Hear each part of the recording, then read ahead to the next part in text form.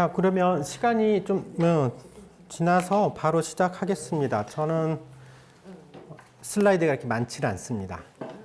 10서너 장인데요. 문제는 슬라이드 한 장의 내용이 많습니다. 그래서 글씨가 좀 짧을 것 같긴 한데 제가 갖고 있는 핵심적인 문제의식 중심으로 설명을 드리겠습니다. 제목을 제가 지속 가능한 의료 보장 정책과 환자 중심 의료 개혁 이렇게 설정을 했는데요. 이 얘기는 이제 현재 이제 의료 보장 제도가 우리 건강보험 정책이 사실 어떻게 보면 지속 가능하지 않다라는 의미거든요. 그러니까 저도 그렇게 생각을 하고 이걸 어떻게 지속 가능한 방식으로 만들어 볼까 라는 거하고요. 또 하나가 이제 의료 개혁. 정확하게는 의료 공급 체계 개혁이라고 보시면 될 것 같아요. 지금은 이제 갈수록 지난 전공의들 의사 증원 반대에 크게 이제 두 번에 걸친 파업을 했죠. 그러면서 이제 의료 공급자들이 가지고 있는 파워, 기득권 파워가 얼마나 강력한지를 경험을 하셨을 것 같아요. 문재인 정부 때에도 그때 이제 코로나 때 한 400명 증원을 하겠다라고 한 것도 전공의들이 파업해가지고 무력화시켰죠.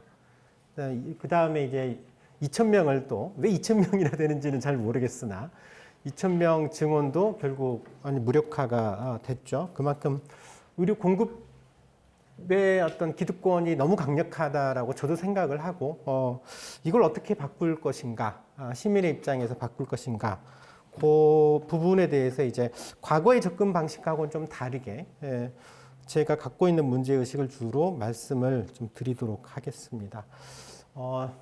저 소개니까 간단하게 보시면 될 것 같고요. 저는 이제 사실 이제 지금은 시골에 있습니다.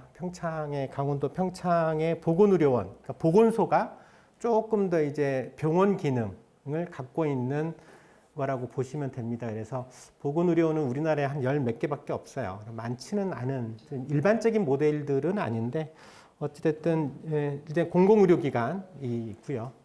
어떤 보건의료원은 입원시설도 갖추고 있는 보건의료원이 있고 유명한 보건의료원이 이쪽에 경기 북부의 연천 보건의료원은 되게 유명하고 그동안 거기에서 많은 지역사업도 하고 그랬었던 데죠. 저도 지금 여기에서 이제 다양한 모델들을 좀 해보는 사업들을 좀 하고 있습니다. 단순하게 이제 환자 진료만을 넘어서서 재택의료, 그러니까 방문 진료도 지금 시행을 하고 있고, 그 다음에 만성질환자 같은 경우에는 약만 주잖아요. 사실 약만 주는 것이 아니라 이제 다학제 진료라고 해서 실제로 이제 영양이나 운동 교육을 잘 환자 개개별의 특성에 맞게 잘 교육시키는 것이 되게 중요하거든요. 사실 약에만 의존하는 방법들이 굉장히 한계가 좀 크고요. 그 다음에 이제 내년에는 모르겠습니다. 지금 정부 계획대로 하면 이제 주치의제 시범 사업이 본격화되지 않을까 싶어서 그런 것도 지금 지역에서 좀 좋은 모델을 좀 만들어 보는 것을 좀 해보려고 합니다. 주치의 모델은 굉장히 중요하고 또 제가 갖고 있는 문제의식하고도 맞물려져 있습니다. 주치의 모델은 의료 공급체계 개혁을 하는 데 있어서 되게 핵심이다라고 보시면 돼요. 사실 많은 말로는 주치의 많이 붙어 있는 경우가 많죠. 장애인 지금 주치의 사업도 시범 사업을 하고 있어요. 근데 그거는 거의 주치의 사업 되지도 않고 있고 안 될 겁니다. 지금 같은 방식으로는.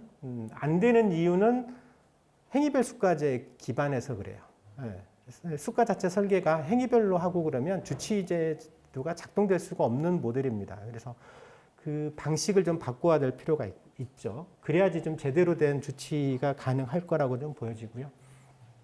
지금은 이제 이런저런 활동하고 있는데 시골에 있다 보니까 확실히 내 활동력이 떨어지더라고요.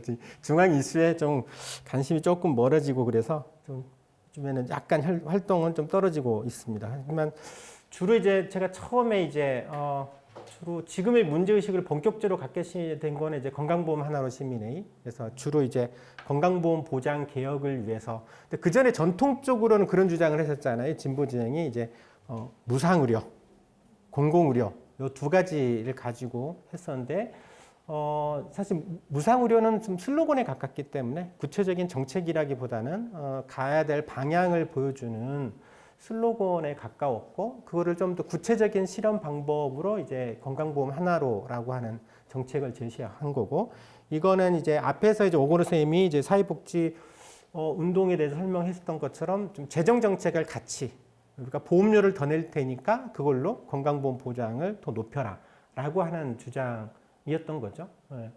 그리고 이제 이게 어느 정도 좀 성과를 내고, 그리고 사실 문재인 정부 때 그게 상당히 많이 반영되는 식으로 성과를 냈었던 것 같고, 그래도 부족한 걸로 이거 어떻게 해야 되나, 보장성 문제를. 이제 그 다음에는 이제 100만 원 상한제 연대라고 해서요. 지금도 이제 활동량이 많이 떨어져 있긴 하지만 여전히 모임을 좀 하고 가끔 하고 있습니다. 그래서 연간 본부담 상한제를 강화시키는 것이 지금의 이제 보장성에서는 굉장히 중요하겠다. 이 문제 의식도 제가 간략하게, 또 간략하지 않지만 중요한 문제 의식이라서 설명을 좀 드리고 있고요. 지금 또 장애인 건강권 연대가 재작년인가 새로 떴죠. 그래서 이사로 좀 참여해달라고 해서, 저는 이제 장애인 운동이 굉장히 중요하다라고 생각을 해요. 지금은 왜냐하면 보건의료에서의 개혁 주체 세력으로서는 되게 굉장히 의미 있는 세력이다. 그러니까 환자 중심의 환자 당사자 조직, 특히 장애인 같은 경우는 가장 절실한 요구들이 있잖아요. 그런 측면에서 그런 이제 장애인 단체들이 적극적으로 보건의료 영역에서 자기 목소리를 내는 것이 중요하다는 생각에서 좀 참여를 좀 하고 있습니다. 밑에는 삭제가 안 됐네. 그래서 오늘 내용은 이렇게, 지금 현재 이제 지금까지 보장 정책이 많은 성과를 내었음에도 불구하고 사실은 성과 이면에 큰 한계도 분명히 있었습니다. 그 한계가 무엇인지를 좀 정확하게 평가를 하고, 그 기반으로 해서 이제 이후에 전환기 복지국가에서는 어떻게 이제 전략을 좀 수립해야 될 것인지라는 부분들을 좀 살펴볼 수 있을 것 같고요. 그걸 바탕으로 해서 저는 이제 지속 가능한 의료 보장을 위한 과제로는 이렇게 이제 세 가지를 좀 핵심 정책으로 내세우고 있고, 또 하나는 이제 공급 체계 개혁의 방안으로는 이런 두 가지, 지불제도 개편, 그다음에 공공의료 강화를, 확대 강화를 제시를 좀 하고 있습니다. 이런 틀로 이제 말씀을 좀 드리겠습니다. 사실 그 건강보험 굉장히 큰 성과가 있었죠. 지금은 큰 병에 걸려도 사실 과거하고는 다르게 큰 부담은 별로 없습니다. 굉장히 많이 좋아졌거든요. 2000년에 이제 국민건강보험이 통합 출범을 했죠. 그때만 하더라도 사실 건강보험 보장률이 50%가 좀 안 됐습니다. 50% 수준. 더더군다나 그때는 중병일수록 보장률이 낮았어요. 중병일수록, 그러니까 큰 병원 걸리면 그때 암 보장률이 한 40%대밖에 안 됐거든요. 그래서 암에 걸리면 거의 뭐 집을 팔아야 되고 전세를 축소해서 이사를 가야 되고 거의 기둥뿌리 뽑힌다라고 얘기를 했었는데, 그 사이에 이제 굉장히 많은 시민사회에서도 요구를 하고, 또 민주당 정부가 들어서면서도 보장성 강화를 굉장히 강화를 크게 진행을 했었죠. 그래서 그동안에 이제 가장 의미 있는 보장성 정책으로는 사실 이제 중증질환, 보통 4대 중증질환 표현 들어보셨을 거예요. 이걸 이제 노무현 정부 때 실행하면서 보장률을 급격하게 이제 중증질환 위주로 올렸었죠. 그리고 한때는 3대 비급여라는 게 있었죠. 3대 비급여 들어봤을 거예요. 3대 비급여 하면 특진료.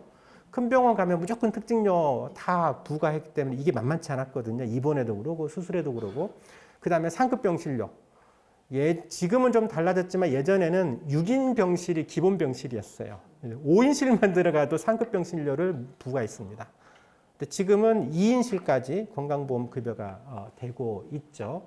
그 다음에 이제 간병 부담. 간병 부담은 지금 이제 일부 제한적이진 않지만 그래도 통합 간호간병 서비스 형태로 적지 않은 병동이 진행을 하고 있습니다. 문제는 좀 심각하죠. 크게 좀 바꿔야 되고, 그 다음에 이제 MRA 초음파도 이제 문재인 정부 때 굉장히 건강보험 적용이 상당히 많이 확대돼서 지금은 이제 근골격계 질환 정도를 제외하면 적지 않게는 이제 MRA 초음파가 대부분 급여화돼 있어서 지금은 웬만한 의료 이용을 하는 데 있어서는 사실 본인 부담이 그렇게 크게 들어가지 않습니다. 뭐 암 수술을 해도, 큰 병원에서 암 수술을 해도 지금 뭐 특실 이런 걸 이용하지 않으면 보통 본인 부담률이 한 3, 400 정도 나와요. 그전엔 기본 1,000만 원이 넘었었거든요. 지금은 그렇고.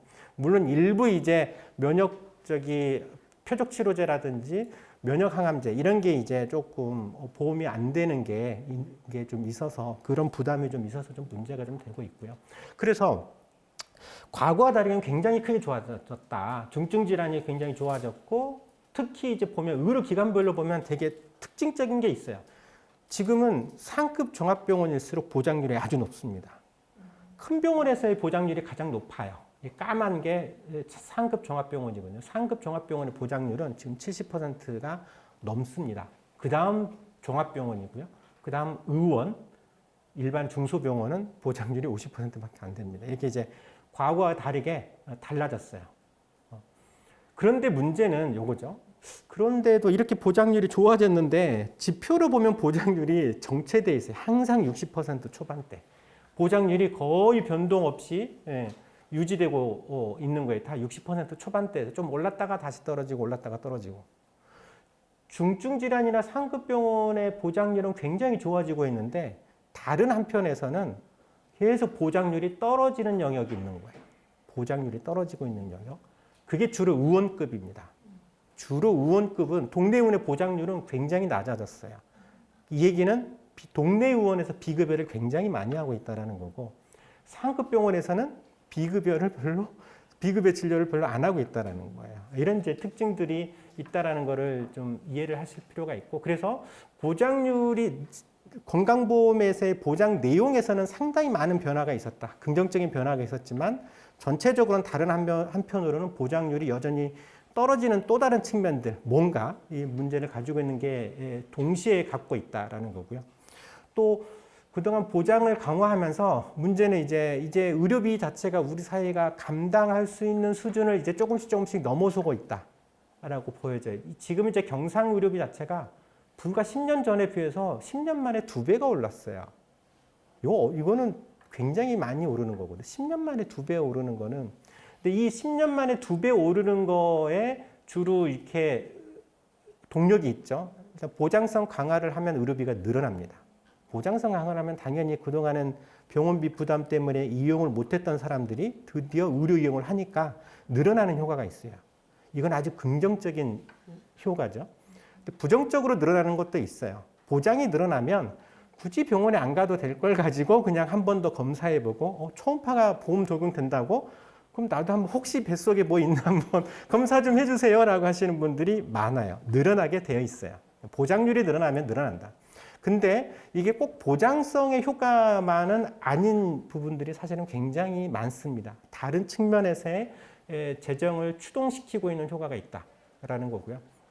그게 이제 지금 경상의료비가 이미 이제 국민의료비 수준에서 OECD 평균 수준의 지표에 따라서 좀 다르긴 하는데 제도로 이제 국민보건개정에 의해서 살펴보면 경상의료비는 OECD 수준을 지금은 넘어섰다라고 되어 있습니다. 더더군다나 앞으로 이제 굉장히 큰 이제 고령화, 초고령화, 울트라 고령화 이렇게 표현을 쓰였는데 울트라 고령화가 진행되고 있기 때문에 의료비 자체가 계속 커질 수밖에 없을 것 같아요. 또 하나는 이제 이러다 보니까는 과거와 다르게 이제 건강보험의 보장성에 관련된 정책에 이게 정부가 별로 관심이 없어요. 한때는 민주당 정부가 이 보장성 강화를 굉장히 크게 시민사회 요구들을 받아 안아서 끌고 갔는데 지금은 그게 별로 관심이 없어 보입니다. 지금 이재명 정부에서도 거의 보장성에 관련된 정책들은 거의 들어있지 않죠. 일부 뭐 약간 임플란트니 몇 가지 그냥 있지 그 전체적인 보장성에 아무런 영향을 안 미치는 거거든요. 보장성에 이게 왜 그런 거 하냐면 물론 이제 많이 좋아졌다라고 하는 측면의 평가도 있지만 재정 부담이 사실은 적지 않다라는 거죠. 그러니까 이런 복지 쪽에 지금 재정을 쏟아붓는 게 지금은 정부에서도 부담이고 우선순위에서 상당히 밀리는 측면들이 좀 있는 것 같습니다. 물론 여전히 보장성으로 가야 될 게 크죠. 간병 부담 여전히 크고 그 다음에 고액 의료비 부담 여전히 이제 중증 질환 큰 병에 걸리면 여전히 그래도 본인 부담이 많이 나오거든요. 이제 그런 부분, 그리고 갈수록 신의료 기술들이 혁신적인 의료나 이제 기술들이 계속 등장을 하고 있어요. 이제 이런 부분에 대한 보장성 강화가 필요한데 모르겠습니다. 사회적 관심도가 지금은 좀 떨어지고 있는 게 좀 문제라고 보여지고요.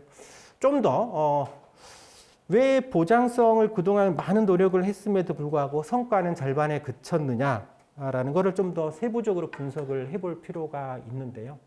저는 가장 큰 거는 실손보험이라고 봅니다. 사실은 실손보험이 2007년 노무현 정부가 보장성 강화를 되게 열심히 정책적으로 노력한 것도 맞고 인정을 해야 되겠지만 동시에 실손보험도 허용해 주셨죠.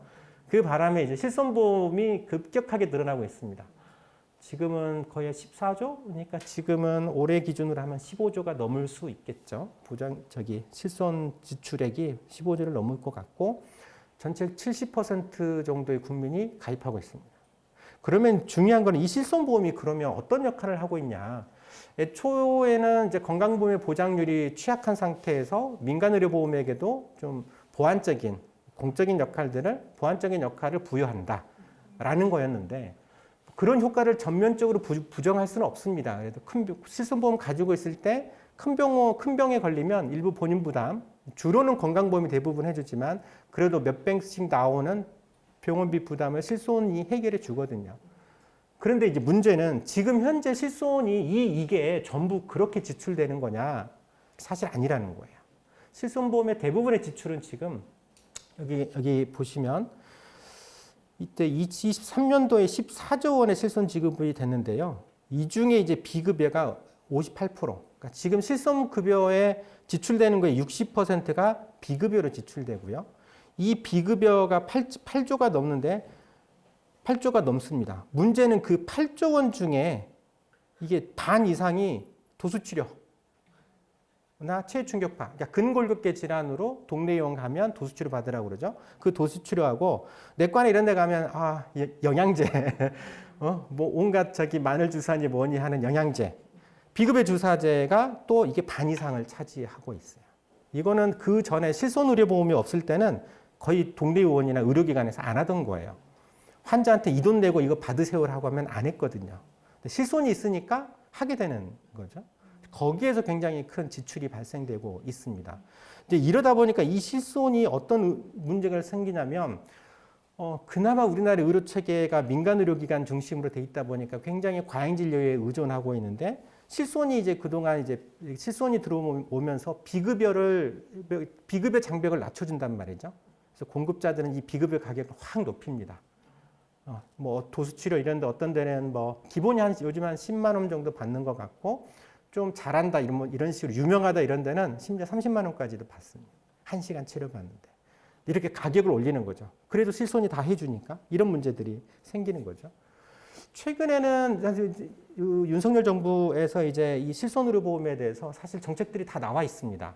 어떻게 이거 해야 된다. 이대로 놔둘 수는 없다라고 해서 정책이 나왔는데 굉장히 좋은 정책으로 나왔어요. 그대로 될지 안 될지는 모르겠으나 지금은 실손의료보험이 단순하게 이제 금융정책, 이게 보험 활성화 뭐 이런 차원에서의 정책이 아니라 이 실손 때문에 이제 의료 인력이 필수 의료가 약해져요. 필수 의료 영역에서 일해야 될 의료 인력들이 이쪽에 보상이 적으니까 실손을 이용한 비급여가 많은 데는 훨씬 적은 노력으로 편하기도 하고 힘들지도 않고 더 많은 보상을 주어지니까 이쪽으로 의료 인력이 다 유출이 되는 거죠. 그러니까 필수 의료가 약해지는 문제.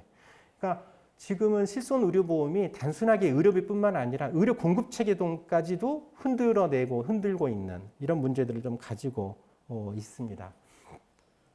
이게 이제 이런 실손 의료보험이 주로 어떤 영역에서 발생되냐면 아까 제가 그랬죠. 주로 의원급에서 나타나고 있습니다. 의원급 같은 경우는 보장률이요. 예전에는 그러니까 10년 전에만 해도 65% 평균 정도 됐는데 보장률이 57로 뚝 떨어졌어요. 10년 만에 보장률이 떨어졌다는 얘기는 비급여 비중이 확 늘어났다는 거예요. 근데 요거를 비급여가 그러면 모든 동네 의원이 비급여가 늘어난 건 아니고 의료기관마다 다 차이가 있어요. 예를 들면 내과 보장률 확 떨어졌어요. 이거 비급여 주사 때문에. 주로 비급여 주사제는 내과에서. 그러니까 비급여가 확 늘었죠. 그 다음에 정신과는 오히려 보장률이 올라갔어요. 예전에 비해서. 정신과에서는 비급여 주사를 안 놔주죠. 정신과에서는 도수 치료를 안 해준단 말이죠. 그러니까 자기 진료만 하다 보니까 보장률이 올라가게 돼 있어요. 소아과는 요즘에 이게 전체 요거는 이제 성장 때문에 그래요. 성장 클리닉 때문에 비급여가 확 늘어나고 있죠. 산부인과는 보장률이 확 좋아진 대표적인 겁니다. 초음파를 급여했기 때문에 산부인과는 주로 비급여가 초음파였었는데 확 좋아졌죠. 그러니까 이런 비급여가 그동안 비급여를 급여하는 정책, 그러니까 문재인 때 문재인 케어의 혜택을 보는 혜택을 보는 과들은 보장률이 좋아졌어요. 비급여는 줄고. 근데 거기에서 빗겨나 있었던 진료과들은 주로 근골격계나 내과 쪽에서는 비급여를 많이 하면서 보장률이 달라지게 됩니다. 이렇게 보다 보니까 지금 우리가 여전히 보장을 강화하려고 하면 비급여를 해결을 해야 되거든요. 이 비급여가 지금 대략 23년도 정도에 제가 추정을 해보니까 한 20조 정도 돼요. 비급여 전체. 그러면 의료기관별로 이 비급여를 주로 어디서 많이 하고 있냐 봤더니 상급 종합병원에서는 의외로 비급여가 얼마 안 돼요. 총액이. 왜? 보장률이 올라갔거든. 주로 우리가 큰 병에 걸리면 다 상급 종합병원하고 종합병원을 이용하잖아요. 여기서 생명을 중증 응급이나 중요한 질환들은 다 여기서 치료할 수밖에 없거든요. 이런 병원에서는 다 합쳐봐야 전체 비급여의 4조? 그쵸? 딱 4조밖에 안 돼요. 그럼 나머지는 도대체 어디서 비급여를 하고 있어? 봤더니 병원. 대부분 정형외과 병원. 도수치료하는 이런 병원이에요. 요양병원도 요즘에는 많이 합니다. 요양병원은 원래 그전에 안 했었는데 지금 요거 이제 암 환자들 하면 이제 뭐 면역치료니 뭐 면역증강제 해가지고 하는 식으로 하고 있어서 그래요. 의원급이 7조 어마어마하게 많죠. 의원급이 굉장히 많습니다. 이게 대부분 사실은 도수치료, 비급여 주사제. 그 다음에 치과에 이제 전통적으로 벗어나 있기 때문에 이게 임플란트 뭐 이런 효과들이 있는 거예요. 그러니까 어떻게 보면 지금은요, 그런다고 우리가 보장성을 지금 건강보험이 65%밖에 안 되는데 이걸 그러면 우리가 80%로 하기 위해서 이런 것까지 싹 다 그러면 도수치료랑 비급여 주사제까지 건강보험 적용을 해줘야 될까요? 사실은 그건 아니거든요. 그거는 이제 굉장히 이제 도덕적 해이를 유발하기 때문에 의료비만 더 폭등시키지 최종적인 국민의 건강의 결과를 좋아지게 만들지는 못해요.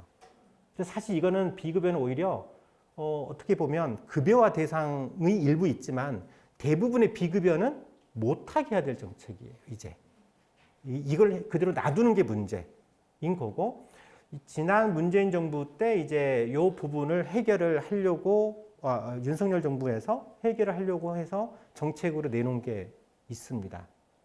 가장 컸던 게 앞으로 나올 5세대 새로운 5세대 실손보험 상품에서는 도수치료랑 비급여 주사제를 보장해서 제외시키겠다. 이러니까 이제 난리가 나죠. 의료 공급자들 반대하고요. 또 일부 이제 보험 가입자들도 반대를 하고 있는 측면들이 있거든요. 저는 이게 맞다고 봅니다. 배제해야 돼요. 빼야 됩니다. 더 이상 도수치료나 비급여 주사제는 각자 알아서 그냥 시장에서 시장 가격대로 해야지 이걸 실손보험 같은 보험에서 하는 순간 불필요한 의료 비용만 과잉으로 높이고 건강보험 보장을 계속 정체시키거나 떨어뜨리는 요인으로 작용하기 때문이라고 봅니다. 그리고 이런 실손보험은 장기적으로 많이 국민들이 70%가 가입하고 있지만 장기적으로는 지속 가능하지가 않아요. 주로 실손보험은 또 누가 이용하냐? 다 젊은 사람들이 이용해요. 실손보험 가입자들이. 전체 70%가 실손보험 가입하고 있지만 실제로 65세 이상의 실손보험 가입률은 최근에는 보지는 못했는데 예전엔 15% 정도밖에 안 돼요. 65세 이상 노인들은 실손보험 가입률이 10에서 20% 정도, 20% 내외밖에 안 돼요. 그럴 수밖에 없는 게 이들은 가입하려고 하면 기존에 질병이 있기 때문에 가입을 못 하고요. 그 전에 가입을 했더라도 갱신할 때마다 보험료가 굉장히 많이 올라가요. 혹시 실손보험 지금 가입하고 계신 분 계세요? 얼마 내시고 계시나요, 한 달에? 12만 원. 12만 원? 와, 건강보험료 얼마 내세요? 건강보험료 소득이 있으면 그 소득에서 건강보험료는 지금 소득의 3.5%를 내고 있거든요. 소득의 3.5% 실손보험으로 12만 원. 혼자만 가입하지는 않았을 거고, 그렇죠? 저 혼자. 그러니까 혼자만. 근데 가족이면 가족이 있으면 애들 실손보험료 나가야지. 따로따로 합산해 보세요. 몇십만 원 기분입니다. 그렇게 내고 있는데 그중에 대부분 60% 이상은 누군가가 이후에서 도수치료하고 비급여 주사 맞는 데로 다 빠져나가고 있어요. 실제로 굉장히 비효율적입니다. 지금은. 경제적인 관점에서 봤을 때 실손보험은 굉장히 비효율적이다. 예, 내가 낸 거 대비 돌려받을 수 있는 혜택이 굉장히 적습니다. 어쨌든 이제 그게 제일 큰 영향, 물론 그것만은 아니고요. 의료비가 지금 증가되고 있는 거는 일단은 제일 중요한 거는 건강보험 보장이 이끌어낸 건 사실. 당연하죠. 보장이 올라가면 의료비는 올라갈 수밖에 없어요. 근데 문제는 이제 불필요한 의료비가 올라가는 것들이 제일 큰 문제인 건데 불필요한 진료비 역시도 건강보험 보장이 일부 올리는 것도 사실. 그 다음에 실손의료보험이 굉장히 추동하고 있는 게 사실. 그 다음 더 중요하게는 우리의 의료체계 자체가 기본적으로 민간의료기관 중심의 의료공급체계예요. 민간의료기관은 당연히 내가 생존을 살아야 되잖아요. 내가 개업해서 내 돈 내고 개업해가지고 내가 생존을 해야 되기 때문에 굉장히 사익을 영리를 추구할 수밖에 없어요. 우리나라 의료기관은 법적으로 영리병원이 허용되지 않죠. 하지만 대부분 영리 추구가 가장 강력합니다. 심지어 미국보다도 훨씬 영리 추구 경향이 강력한 나라가 우리나라예요. 어느 나라 못지않게. 그렇게 좀 보셔야 되고. 그래서 좀 정리를 좀 해보면 일단 우리나라 의료체계의 좀 여러 문제들을 보면 여전히 보장률이 좀 낮다. 특히 많은 성과가 있었지만 앞으로 가야 될 것들이 해결해야 될 과제들이 상당히 많다. 간병 문제 해결해야 된다. 굉장히 돈 많이 듭니다. 그 다음에 고액의료비, 여전히 남아있는 고액의료비 해결을 해야 된다. 그 다음에 계속 신의료 기술 등장하는 거, 이것도 이제 해줘야 될 문제가 있죠. 그러려고 하면 재원이라 이런 게 많이 들어가는데 지금 건강보험 재정이 워낙 많이, 지금은 건강보험 진료비가 비급여 포함하면 한 130~140조 정도 되거든요. 1년에 130~140조 정도 되니까 지금 예를 들어서 보장률이 64% 정도인데 이걸 보장률을 80% 올린다? 최소 20조 이상의 재원이 들어갑니다. 그래서 굉장히 큰 부담이 될 수밖에 없는 문제고요. 중요한 게는 또 하나는 이 건강보험 진료비에서 여전히 비효율적이고 낭비적인 지출이 적지 않다. 제가 설명드렸던 것처럼 이걸 놔두고 계속 보장성만 한다라는 거는 현실적으로 지금은 이제 한계에 도달해 있는 거죠. 이런 부분들이 많다. 들여다보니까 굉장히 건강보험이 비효율적으로 운영되고 낭비적인 부분들이 상당히 많습니다. 상당히 많고요. 그 다음에 아까 얘기했던 것처럼 과잉진료를 유발하는 행위별 수가제. 이게 이제 의료 공급 체계들이 민간 이제 영리를 추구할 수밖에 없는 측면들은 동의해요. 그런데 이거를 가능하게 해주는 게 행위별 수가제인 거예요. 그냥 검사만 해주면, 그러니까 불필요한 검사를 많이 하려고 하는 경향성이 생길 수밖에 없어요. 환자의 최종 결과를 좋아지게 하는 거하고 무관하게 일단 검사를 많이 해. 또 불필요한 수술도 그러다 보니까 많이 해. 우리나라처럼 척추수술, 인공관절 수술 많이 하는 나라가 없습니다. 전 세계 탑. 척추수술은 무려 전 세계 평균의 10배를 합니다. 전 세계 평균의 10배. 어마어마하게 하고 있는 거거든요.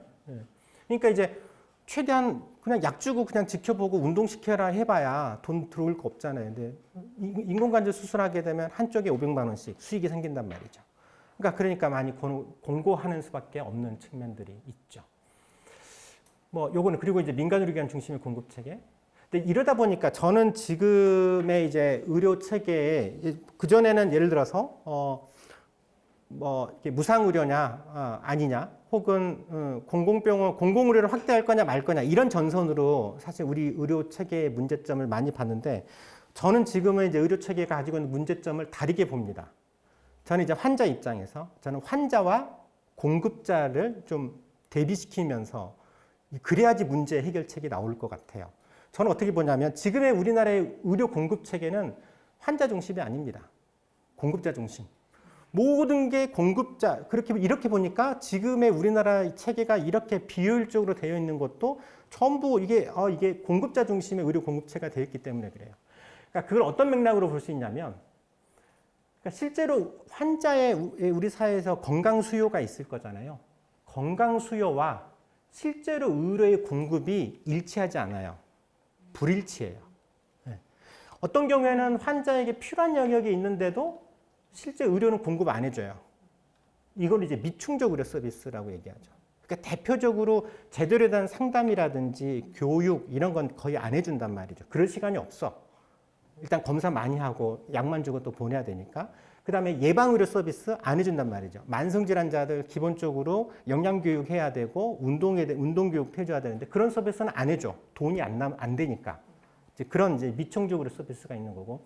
B는 이제 어느 정도 충족된다고 하지만 또 영역에서 C는 환자는 굳이 필요하지 않는데 공급되고 있는, 쉽게 얘기하면 과잉진료, 낭비적인 측면이다라고 보시면 돼요. 그러니까 이게 이제 같이 존재를 하고 있는 구조라는 거죠. 그래서 우리나라 의료 체계에서는 저는 핵심이 환자의 이익과 공급자의 이익이 불일치하고 있다. 이거를 어떻게 해결할 거냐. 여기에서 지금 모든 문제들이 발생이 되고 있다라고 좀 생각을 하고요. 공공의료 관점을 저는 이렇게 이해를 합니다. 이제 공공의료라고 하면 그러니까 의료는 공공성을 가지고 있죠. 그때 공공성은 공익성이라고 생각을 해요. 그 공익성은 환자의 수요, 환자의 필요를 제대로 충족시켜주는 시스템이어야 되는 거죠. 근데 그러지를 못하고 있는 거죠. 전적으로 공급자에게 유리한 방식으로 설계돼 있어요. 내가 졸업하면 나는 돈을 많이 벌 거니까 돈이 많이 버는 걸로 해서 이제 뭐 미용 성형 쪽 의사들이 빠져나가는 거죠.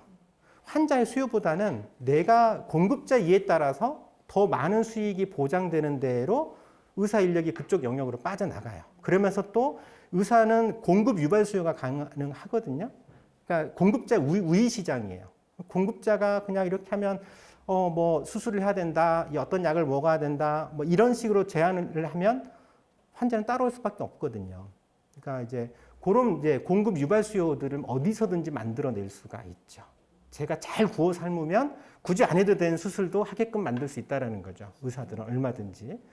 그러니까 이제 그런 부분에서의 불일치의 문제들이 해결이 돼야 되고, 저는 이 불일치를 일치시키는 정책, 일치시키는 것이 우리 이 의료 체계의 공공성을 강화하는 핵심이다라고 생각합니다. 이제 그런 정책으로 갈 필요가 있다라고 좀 보여지고요. 그런 부분에 대해서 이제 그래서 크게 두 가지로 앞에서는 이제 보장성의 측면에서 말씀드릴 거고, 여기서의 주요한 과제 말씀드릴 거고, 그 다음에 이제 공급체계 개혁을 그럼 어떻게 할 거냐에 대해서 말씀드리겠습니다.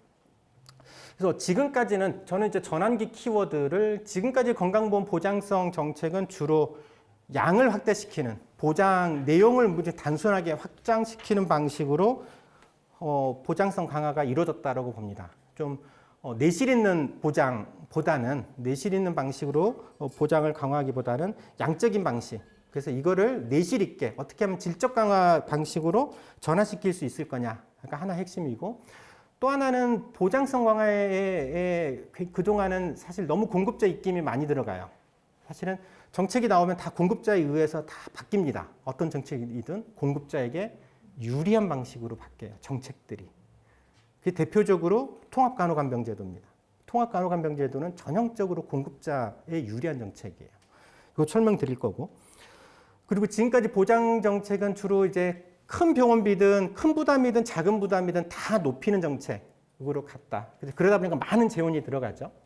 저는 앞으로는 좀 주로 어쨌든 고부담 의료비 중심으로 보장성 강화가 필요하다라고 생각이 듭니다. 그래서 이제 요 세 가지를 구체적으로 그래서 해결할 수 있는 정책이 저는 이제 연간 본인 부담 상한제를 강화하자. 최종적으로는 저희가 이제 100만 원 상한제 같은 방식으로 가야 될 것 같고, 그다음 간병 국가 책임제. 요거는 이제 기존의 통합 간호간병 제도의 개혁이 필요하다는 측면에서 간병 국가 책임제라는 표현을 했고요. 그다음에 이제 실손보험 규제. 이 세 가지가 이루어져야 지속 가능한 의료 보장이 저는 가능하다라고 생각하고요. 동시에 의료 공급 체계 개혁이 필요하죠. 그러려고 하면 현재 이제 이 과잉 진료와 비효율, 사회적 낭비를 초래하는 지불제도 방식을 바꿔야지 됩니다. 바꿀 수 있습니다. 그리고 이제 당연히 공공의료를 별도로 강화를 하는 것도 중요합니다. 사실은 이제 공공의료를 우선하지 않았던 거는, 저 위에 두지 않았다는 거는 사실 좀 어려움이 있어요. 지금 민간의료기관들이 비중이 90%거든요. 지금은 공공의료 확대를 하는데 어마어마한 돈이 듭니다. 그리고 또 하나는 이미 공급 자체가 과잉이에요. 의사는 부족한데 병원은 넘쳐요, 주변에. 그러니까 병상수 기준으로 했을 때 너무나도 많은 병상수가 있거든요. 그러니까 이제 그러다 보니까 이 공공으로 확대하면 항상 부딪히는 논리가 병상수가 이렇게 넘치는데 지금 병상수 규제하라면서 무슨 공공병원을 짓느냐라고 하는 논리들이 있어요. 물론 지하되는데요. 지하되긴 하는데 그 부분도 조금 간단하게 설명을 좀 드리겠습니다. 근데 지금은 워낙 이제 지금 병원 하나 짓는데 조단이 들어갑니다. 그러니까 큰 병원비, 그러니까 지금은 한 병상수 한 1000병상 정도 짓는다 그러면 지금 병상당 지금 10억 정도 들어가는 걸로 되어 있거든요. 땅값 빼고. 땅값이 들어가면 어마어마하게 들어갑니다. 그래서 쉽진 않아요. 정말 이게 공공병원을 늘리는 게 쉽진 않습니다. 근데 이제 우리나라 이제 큰 병원들은 지하되는 건 맞아요. 그럼에도 불구하고 이걸 먼저 말씀드리면 우리나라 공공병원들이 넘친다고 그랬잖아요. 의사는 부족한데 병원은 넘쳐. 근데 이 병원도 병원 나름이에요. 큰 병원은 부족합니다. 큰 병원은 부족해요. 작은 병원들이 넘쳐요. 요양병원이 넘쳐요. 그래서 병상수가 많은 거예요. 큰 병원이 넘치니까 응급실이 미어 터지죠. 그러니까 뭔가 사람들은 뭐 응급질환이 걸리면 당장 생명의 문제를 생길 수 있잖아요. 그랬을 때 그걸 해결할 수 있는 병원은 큰 병원 아니면 해결을 못 해요. 조그마한 병원에 가가지고 응급실 가가지고 아무것도 안 돼요. 검사만 드립다 하고 큰 병원 가세요. 보낸단 말이죠. 사실 그런 문제는 바로 큰 병원으로 가야 되는데 그러다 보니까 응급실이 넘치죠. 뭐 응급실의 전달체계 문제도 있지만 사실은 큰 병원이 부족한 게 핵심. 더 늘어나야 돼요. 그러니까 500병상 이상짜리는 우리나라에서는 더 늘어나야 돼요. 근데 그 밑에 중소병원, 요양병원은 확 줄여야 됩니다. 사실 그런 개혁들이 필요한데 그 시장적으로 어떻게 하겠어요? 국가가 개입해서. 방법은 있죠. 방법은 있고 말씀드리겠습니다. 첫 번째, 이제 지속 가능한 의료 보장을 위한 과제로 연간 본인 부담 상한제를 말씀드리는데 지금도 연간 본인 부담 상한제 있죠. 작동되고 있긴 있는데 이게 그렇게 큰 비중을 차지하고 있지는 못해요. 그러니까 지금도 이제 소득 구간에 따라서 한 80만 원에서 거의 한 700만 원 정도까지도 있거든요. 이거 넘으면 돌려받습니다.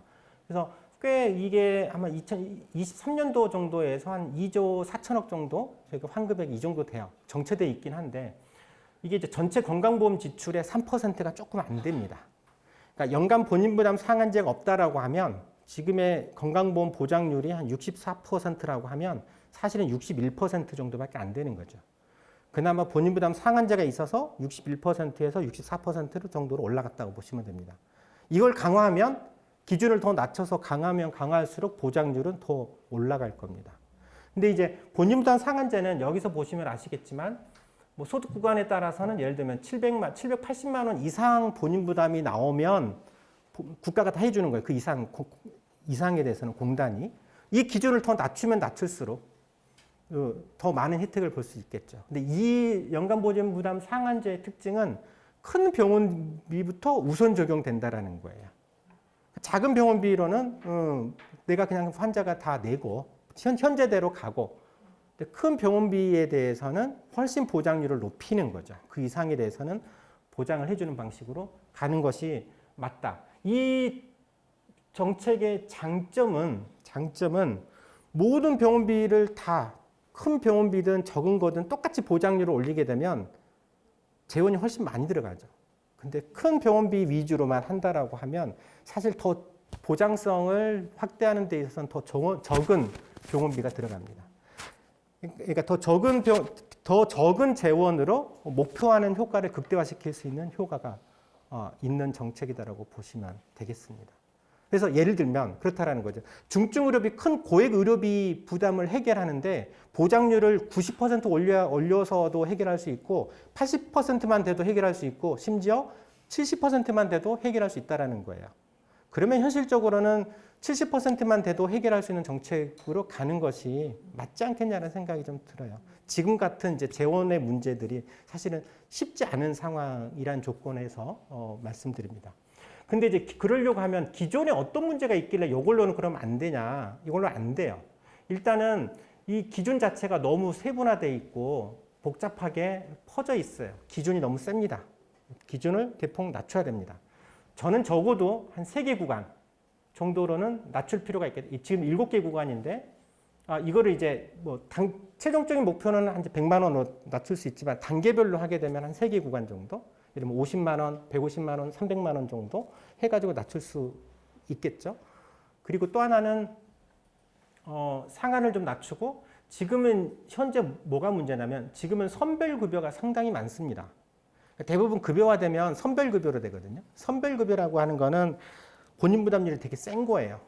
50%? 지금도 그러니까 2인실이 건강보험 돼 있지만 선별급여거든요. 본인 부담률이 50%예요. 50%인데 그 50%는 50%의 본인 부담인데 그때 의료비는 여기 연간 본인 부담 상한액에 포함이 안 돼요. 선별급여이기 때문에. 거기까지 지금은 안 되는데 이걸 확대하자. 또 필수적인 비급여가 지금 다 안 되고 있어요. 사실 MRI나 이런 것도 꼭 근골격계라고 하더라도 필요한 경우가 분명히 있거든요. 근데 그런 것까지는 해줘야 되는데 안 해주다 보니까 이제 필수 비급여가 남아 있는 거죠. 비급여 중에서도 진짜 진료에 꼭 필요한 게 있고 도수치료나 비급여 주사제 같은 것처럼 불필요한 것도 있단 말이죠. 그거를 잘 가려내서 필수적인 의료 서비스에 대해서는 비급여에 대해서는 다 급여 적용을 하는 방식으로 가는 게 좀 맞지 않을까 좀 싶고요. 이 정도로 하면 제가 볼 때는 추가적으로 연간 본인부담 상한제에 한 7, 8조 정도가 더 소요된다라고 하면 웬만한 큰 중병으로 인한 의료비 부담은 거의 해결할 수 있어요. 그때 건강보험 평균 보장률은 한 70% 정도 되지 않을까 싶습니다. 70%는 사실 조금 넘을 겁니다. 어쨌든 그런 정도까지가 가장 효율적인 방식으로 재설계한다라고 하면 그 정도 좀 되지 않을까 싶고요. 그 다음에 이제 간병인데요. 아까 간병도 간단하게 말씀드렸지만 지금 여전히 사적 간병이 많잖아요. 지금 통합간호간병이 적지 않게 많습니다. 정부 자료에 의하면 우리 급성기 병원의 전체 병상 수가 한 30만 병상 정도 되거든요. 30만 병상 중에 6만 병상이 통합간호병상을 하고 있어요. 그러면 대략 한 20%인가요? 2, 6, 12, 2, 3은 6. 딱 20% 전체 병상, 급성기 병원의 요양병원 빼고 급성기 병원의 병상의 20% 정도가 통합간호간병 병상을 하고 있음에도 불구하고 간병 문제가 심각한 거죠. 거긴 이유가 있습니다. 통합간호간병을 하는 병원에 가서 정작 입원하려고 하면 안 돼요. 통합간호간병 안 돼. 사적 간병 쓰세요. 이런 환자 못 받아요. 이렇게 나와요. 병동이 있는데. 왜? 간병 수요가, 간병 필요도가 굉장히 높은 환자, 와상 환자, 이런 환자들, 정신과 환자라든지 좀 병이 좀 중증 질환이면 통합간호간병 안 받습니다. 왜? 그런 환자들을 간병 서비스 해주려고 하면 의료기관, 병원에서 인력이 많이 들어가고 힘들거든요. 그러니까 편한 환자들만 받으려고 하는 거예요. 어차피 수가는 똑같아. 간병 수요가 높든 낮든 입원만 시키면 돼, 일이. 통합간호병상으로. 그러니까 골라서 받아요. 실제로 통합간병 수요가 거의 없는 환자가 다 들어가 있는 경우가 많아요. 그래서 병원에서 심지어 이렇게 얘기하죠. 이건 보호자 없는 병실이라고. 보호자 없는 병실이라고 해서 간병 서비스가 필요하지도 않는데도 집어넣어서 수가만 8만 원, 10만 원씩 더 받는단 말이죠. 이런 심각한 문제가 있다라는 거예요. 모를 수 있게 어떻게 해요? 네? 다 받아야지 그 치사 선택하게 허용을 한 거예요? 병원한테? 그렇죠. 네, 치사 선택을 할 수밖에 없죠. 현재로서 하고 있습니다. 환자가 선택하는 거예요? 제가 입원시키려고 해도 간호부에서 난리가 납니다. 이런 환자 우리 못 한다고 사적 간병 쓰게 합니다. 네. 사적 간병 쓰려고 그랬더니 또 그것도 안 된다고. 자기네 통합 돌보면. 그러니까 그 병동에서 못 쓰고 다른 병동으로 가야 되는 거예요. 지금은 병동 단위로 하고 있거든요.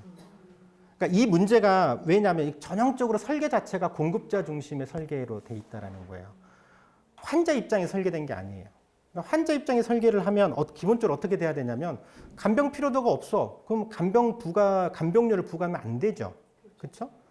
근데 간병 필요도가 굉장히 높은 환자일수록 거기에 따라서 차등 수가를 해줘야 돼요. 근데 지금은 그 통합 간호간병 수가에서는 환자의 상태, 간병 필요도는 의미가 없습니다. 그건 있든 없든 멀쩡해도 돼요. 멀쩡해도 들어가면 무조건 더 내야 돼. 뭐에 따라서 수가 차등이 나느냐? 간호 인력. 투입된 인력에 따라서. 그 다음에 큰 병원일수록 가산해 주는 방식으로 설계를 해놨어요. 그러니까 심각한 문제. 근데 사실 이 문제의식은 다른 분들이 별로 안 가지고 있어서 문제. 굉장히 심각합니다. 그러니까 환자 시각에서 보면 이게 심각한 문제라고 보셔야지 돼요. 그래서 정말 통합 간호간병, 간병제도가 제대로 설계되어 있으려고 하면 중증 와상 환자도 통합 간호간병에 입원할 수 있어야 돼요. 장애인도 입원할 수 있어야 돼요. 그렇죠? 그런 시스템이 대줘야 되는데 그러려고 하면 공급자 입장에서는 예를 들어서 진짜 이 사람은 간병이 너무 필요해서 돌봄이 필요해서 한 사람이 붙어야 된다라고 하면 수가는 많이 줘야 되고 그냥 여러 사람 그냥 깔아놔도 된다라고 하면 수가를 낮추고 이런 식으로 설계를 바꿔야 된다라는 거죠. 그게 핵심. 그리고 요양병원에도 확대를 해야 돼요. 근데 지금 이제 요양병원은 시범 사업만 하려고 하는 것 같아요. 이재명 후보 시절에 요양병원도 가고 그랬었는데 지금 내용이 별로 없어요. 그냥 시범 사업만 한다. 시범 사업만 하다가 끝날 것 같습니다. 우리 보건의료노조는 대부분 조합원들의 직종이 간호사잖아요. 네. 그럼 보건의료노조가 지금 그 통합돌봄이 저런 상태로 운영되고 있는데 저거에 대한 보건의료노조의 입장이나 개혁안 같은 것 활동들이 있나요? 지금 대부분의 지금 통합 간호간병 제도를 개혁해야 된다라고 생각을 하는데 대부분 개혁의 내용은 인력 투입을 더 하는 방식으로, 그러니까 수가를 올리는 방식으로 지금 얘기를 하고 있지, 예, 차등 수가는 논의하고 있지는 않습니다. 그러니까 그거 역시도 좀 저는 이제 좀 노조나 이런 쪽에 대해서도 이런 말씀을 드리고 싶은데 공급자입니다. 의료 공급자. 의사도 의료 공급자고요. 간호사도 의료 공급자입니다. 약사도 의료 공급자고요. 의료 공급자면 항상 우리는 의사 이렇게만 생각했는데 환자 입장에서 대비해 보면 환자에게 돌봄을 제공해주는 모든 사람은 공급자예요. 간병인도 공급자죠. 그렇죠? 그랬을 때 저는 이 시각을, 이 정책을 만들 때 환자 시각에서 환자 입장에서 설계를 해야 된다라고 생각을 하는 거예요. 공급자 시각이 아니라. 그런 생각을 좀 가지고 있습니다. 그래서 이제 간병 국가 책임제는 그런 부분들을 제시를 하고 있습니다. 그리고 또 하나는 저는 간병사 제도가 필요하다고 봅니다. 지금 간병사 사적 간병에 어떤 말도 안 통하는 분들이 너무 많아요. 외국인들 해가지고 와서 그냥 말도 안 통하지도 않아. 옆에만 지키고만 있는 거 24시간. 장기간 노동하는 건 알겠는데 퀄리티가 너무 형편없어요. 해야 될 것도 안 하는 경우도 너무 많아. 그리고 의사가 뭐 지시하거나 얘기해도 무슨 말인지 몰라. 말도 안 통하는 게 심지어 있는 경우가 있어서 알더라도 뭔가 간병인으로서 역할에 대해서 제대로 교육하고 자격을 주어지는 시스템을 줘야 돼요. 근데 그게 없어요. 저는 그래서 간병사 제도가 반드시 필요하다. 지금 통합 간호간병에서도 간병사 제도가 없어요. 그냥 뭐 진료 보조 인력 이렇게 가서 교육은 병원에서 알아서 해. 이렇게 돼 있단 말이죠. 이게 심각한 문제죠. 퀄리티를 높이지 않아요. 제도화되어 있는데 왜 간병사가 제도화가 안 돼 있죠? 근데 주로 이제 물론 이제 간병사 교육은 그런 방식으로 해야 될 거예요. 지금 요양보호사가 있고 간호조무사도 있거든요. 사실 지금 현재도 사적 간병으로 요양보호사분들이 상당히 많이 해요.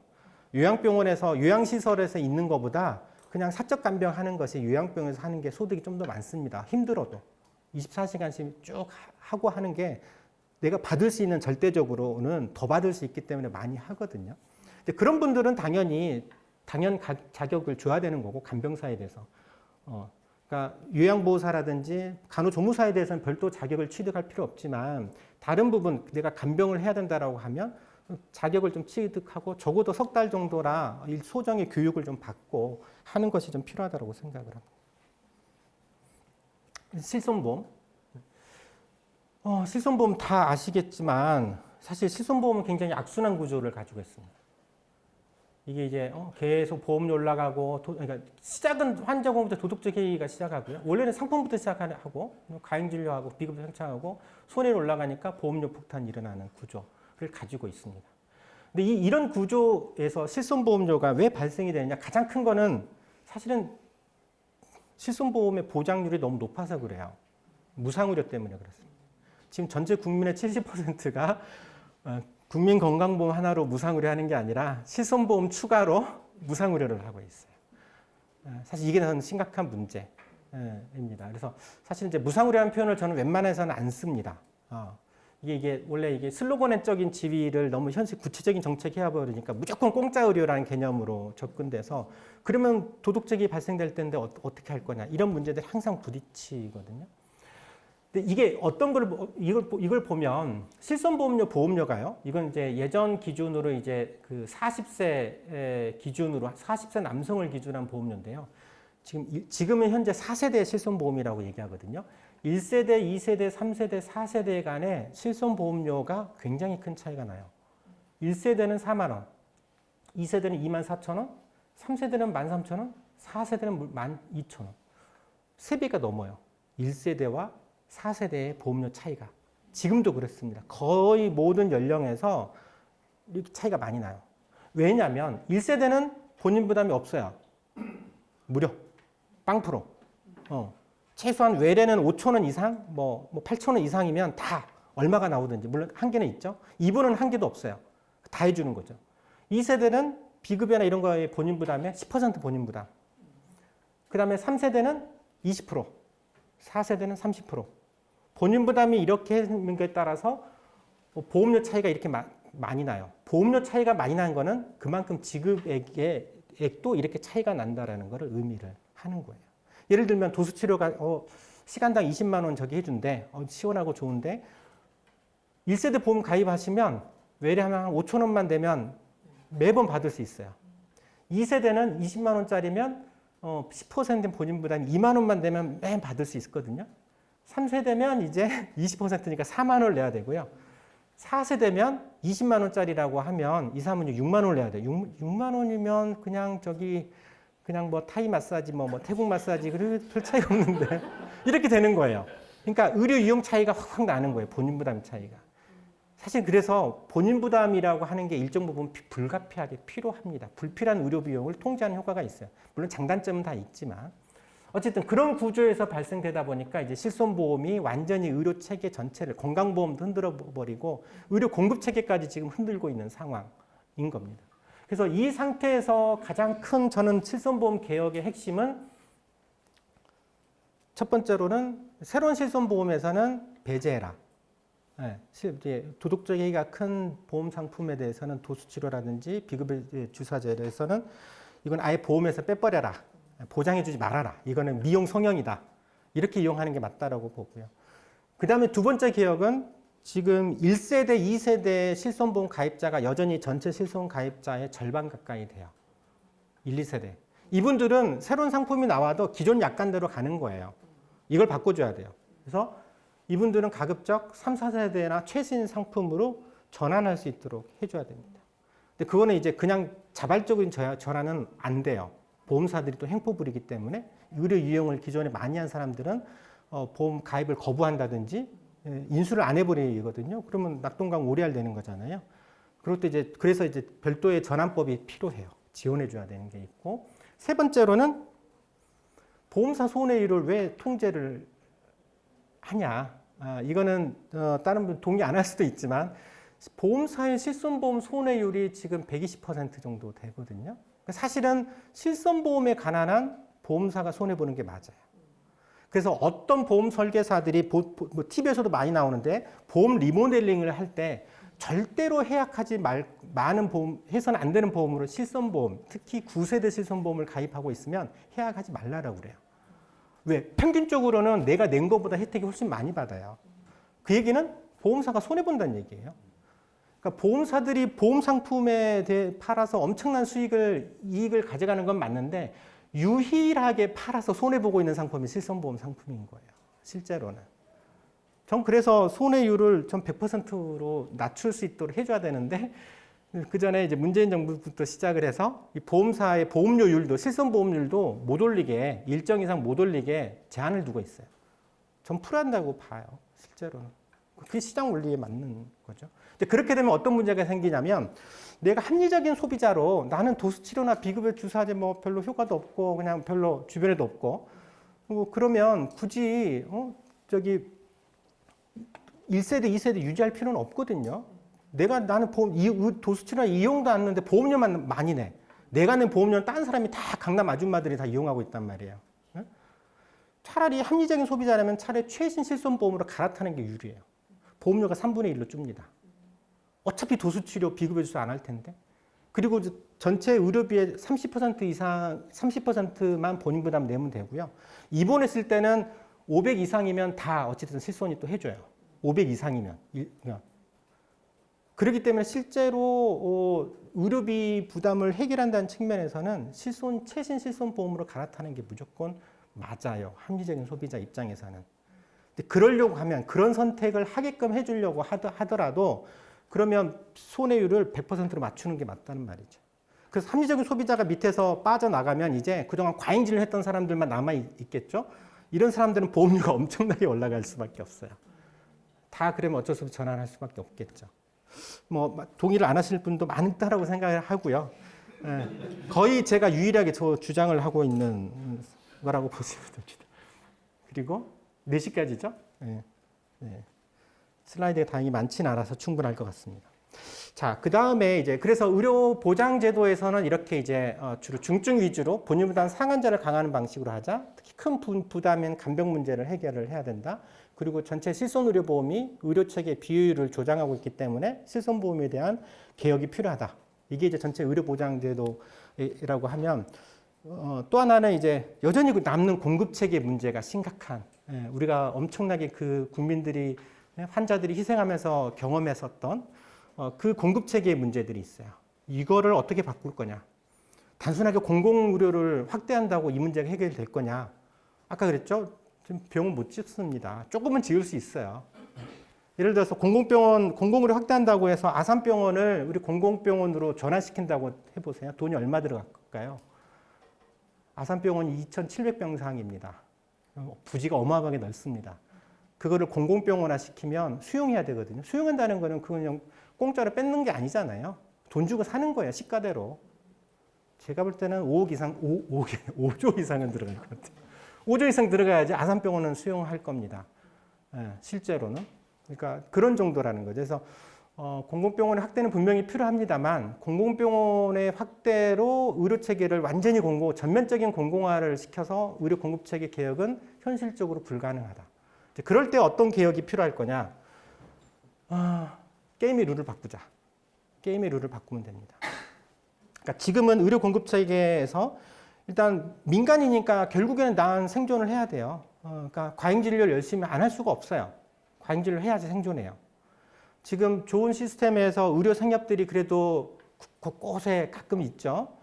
의료 생협이 확대가 안 됩니다.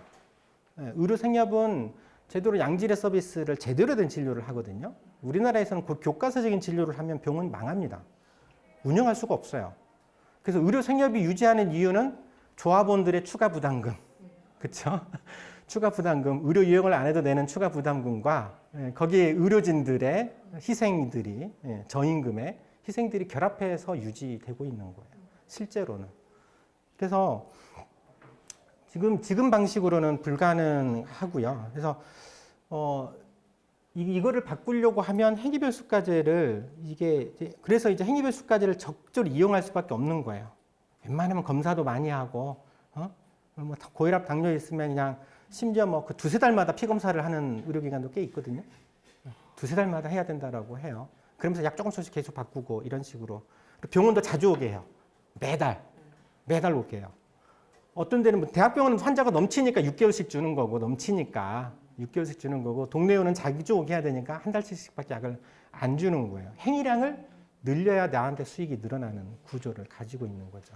그러니까 그러다 보니까는 이제 그게 딱 맞물려져 있는 거죠. 여기에 실손도 결합하고 이러다 보니까는 비급여 시스템도 있고 이걸 이용해서 굉장히 의료기관들이 영리적인 진료 행태가 굉장히 심하죠. 아까 얘기했듯이 미국보다 훨씬 심하다. 우리나라 의사들의 과잉진료 행태는 미국의 의사보다 훨씬 심하다. 네, 훨씬 심하다고 말씀드립니다. 이유가 있어요. 그래서 이걸 그럼 룰을 바꿔야 되는데 어떤 룰이냐? 이걸 제가 이게 그래프로 그러는 겁니다. 지금의 의료 공급자, 그러니까 의사 입장에서는 환자한테 양질의 의료 서비스를 제공해주면 내가 손해봅니다. 망합니다. 아까 얘기했던 것처럼. 환자 한 명 오면 고혈압 환자가 왔어. 그러면 초진료로 한 16,000원 받거든요. 근데 환자 데리고 생활 습관이 엉망이야. 생활 습관 교육 다 해줘야죠. 어떻게 먹어야 되고 어떻게 운동하고 다 파악을 해가지고 가족관계도 확인하고 다른 어떤 질환들은 없는지 담배 피는지 다 확인해가지고 해주려고 하면 한 사람 진료하면 최소 15분, 20분 소요가 돼요. 그러면 한 시간에 기껏해 한 3명 진료를 하는데 3명 진료? 그러면 하루에 8시간 일하면 거의 20 몇 명밖에 진료를 못 하거든요. 무조건 망합니다. 무조건 망해요. 로컬에서 기준은 60명은 넘어야 되지라고 봐요. 한 40명 정도가 이제 유지할 거냐. 40명이면 손해는 안 봐. 내가 가져가는 게 없어서 그렇지. 40명은 유지돼. 60명 이상은 봐야지 내가 이제 예를 들어서 월 1,000만 원이라도 가져가고 되는 거죠. 그 이상일수록 이제 퍽퍽 늘어나는 효과는 있는 거죠. 그러니까 의사들은 양을 늘려야만이 이익이 늘어나는 구조로 돼요. 질을 높이면 손해보는 구조. 질을 높이겠습니까? 아니죠. 지금의 행위별 수가제가 갖고 있는 게임의 룰은 이거예요. 무조건 과잉진료해야 됩니다. 대학병원도 과잉진료 상당히 많이 하죠. 과잉진료 하지 않으면 병원 자체가 유지가 안 됩니다. 현실적으로는. 그래서 이제 의사들은 계속 수가 얘기만 하는 거죠. 그냥 주구장창 수가. 비급 얘기하면 뭐라 그러고 실손 개혁하면 다 반대하고 수가만 올려줘라고 얘기하는데 그게 완전히 틀린 얘기들은 아니라는 거죠. 그리고 올려준대 그러면 비율의 문제, 과잉진료 문제가 해결되는데 해결 안 되거든요. 의사들 수익만 올라가는, 공급자들의 수익만 올라가는 문제들이 있기 때문에 그렇습니다. 그래서 이 게임의 룰을 바꿔야 된다는 거죠. 바꾸는데 어떻게 바꿀 거냐? 룰 자체를 양에 대한 보상이 아니라 서비스 질에 대한 보상 방식으로 바꿔버리면 돼요. 그러니까 의사들이 영리 추구 그래 해. 네가 수익을 많이 벌려면 네 의료기관이 수익을 많이 벌려면 환자한테 잘해. 환자 퀄리티를 좋아지게 만들어. 그리고 불필요한 낭비를 줄여. 불필요한 낭비를 줄이면 그 중에 일부를 다시 돌려줄게. 이겁니다.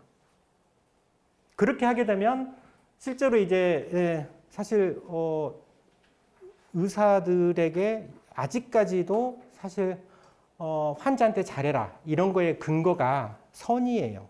선의. 지금은 선의로 의사들을 움직이게 할 수가 없어요. 요즘 세대들은 다르죠. 의대 가는 이유가 너무나도 명확해요. 그러니까 그 전에는 의대 가거나 이런 저희도 좀 그런 생각이 있었지만 뭐 이런 수바이자라든지 의사가 가지고 있는 그런 선의 이런 게 되게 좋아서 갔지만 지금은 선의 때문에 의대를 선택하는 경우는 그런 논문들은 조사는 누가 안 해본 것 같은데 제가 경험해 본 바로는 요즘의 젊은 의사들은 달라요. 근데 그러면 너는 왜 선의가 없이 환자를 대상으로 돈 벌려고만 해? 라고 비판할 수도 없어요. 다 그런데?